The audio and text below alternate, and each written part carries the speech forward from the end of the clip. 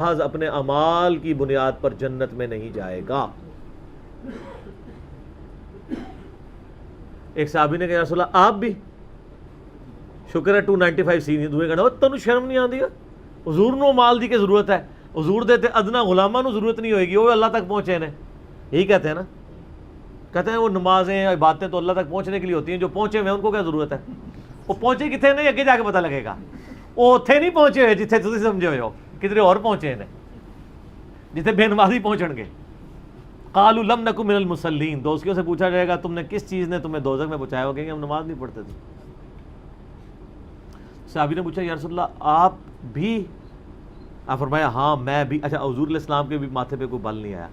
سر جو خدا اورینٹڈ بندہ ہوتا ہے نا وہ اتنا ہی منکسر المزاج ہوتا ہے۔ یہ آپ کے بابے ہیں جو کہتے ہیں جب تک ہم اس وقت تک جنت میں نہیں جائیں گے جب تک سارے مرید نہ لے جائیں۔ کتنے جنت ہی نہیں، کدھر اور ہی لے کے جاؤ گے۔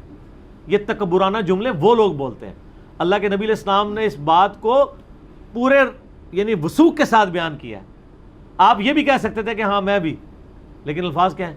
ہاں میں بھی اس وقت تک جنت میں داخل نہیں ہوں گا جب تک میرے رب کی رحمت مجھے ڈھانپ نہ لے۔ پورا احاطہ رحمت کا میرے اوپر ہوگا نا۔ حضور کہتے ہیں چھوڑی بنو تو تھوڑی جی چاہیے دیا، میرے تو امال ہی بڑے اونچے ہیں۔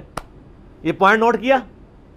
بھی جس کو کہتے ہیں تکے دی ضرورت ہے، میں خود ہی ایڈا اونچا ہاں تے چلو تھوڑی جی برکت سے شرک ختم کرنے کے لیے تھوڑی جی رحمت چاہیے ہے، اس سے شائبہ ہو سکتا تھا۔ آپ نے اپنے آپ کو کتنا نیچے لے گئے، جب تک میرے رب کی رحمت مجھے پوری طرح ڈھانپ نہ لے تو میں بھی جنت میں نہیں جاؤں گا۔ اس کا مطلب پتہ کیا ہے؟ کہ مجھے بھی رب کی بہت زیادہ رحمت کی ضرورت ہے۔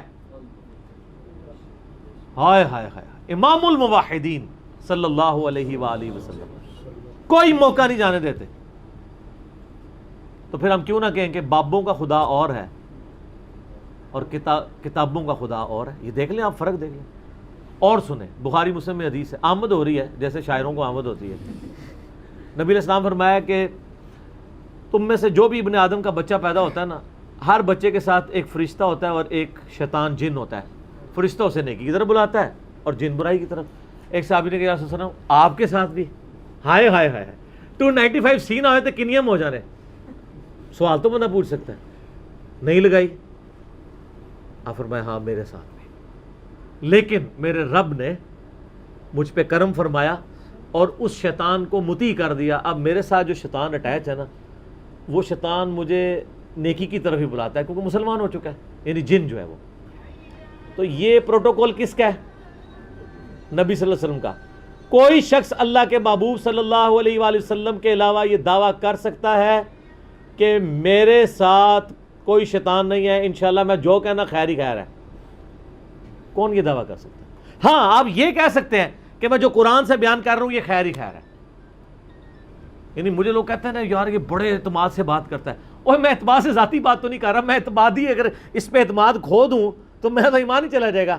اگر میں اتنے اعتماد سے کہتا ہوں ایاک نعبد و ایاک نستعین کا مطلب ہے صرف خدا کو ہی پکارنا ہے، کسی بابے کو بزرگ کو نہیں پکارنا، تو یہ میرا اعتماد ذاتی نہیں ہوتا، قرآن پہ ہوتا ہے۔ اگر یہ نہیں ہوگا نا تو میرا تو ایمان ہی ختم ہو جائے گا۔ آپ اپنے ایمان کو روئیں کہ آپ یہ پڑھ کے بھی بابوں کو پکار رہے ہیں۔ میرا اعتماد ذات پہ نہیں ہے، اللہ اور اس کے محبوب کی تعلیمات کے اوپر ہے، عز و جل و صلی اللہ علیہ وآلہ وسلم۔ فرق آپ دیکھیں نا، تو یہ نعوذ باللہ من ذالک کوئی اکڑ نہیں ہوتی ہے، بلکہ میرا ایمان کا تقاضا ہے۔ ایک مسلمان کو تو فخریہ کہنا چاہیے کہ ہاں یہ قرآن میں لکھا ہوا ہے، میرا یہ عقیدہ ہے۔ اور جب وہ ہم عقیدے کی بات کرتے ہیں تو کہتے ہیں یار یہ بڑا، کہتے ہیں یار یہی گل صحیح ہے کہ باقی انہوں نہیں کو پتا۔ سر باقی تو کہانیاں کرا رہے ہیں، میں آیت پڑھ رہا ہوں۔ ہم پڑھتے ہیں ایاک نعبد و ایاک نستعین، آپ پڑھتے ہیں سن فریاد پیراں دیا پیرا میری فریاد سنی کن تر کے ہو۔ تو فرق آپ دیکھ لیں کتنا فرق ہے۔ اچھا ہم کہتے ہیں قرآن میں لکھا ہے، اچھا کہتے ہیں پھر اے کیوں لکھا ہے؟ وہ قرآن اس نے نہیں لکھا ہے سن فریاد پیراں دیا پیرا، ہمیں قرآن سے کوئی چیز بتائیں وہ ہم ضرور مانیں گے۔ تو اس کا فرق دیکھیں، یہ دروشی پڑھ رہے ہیں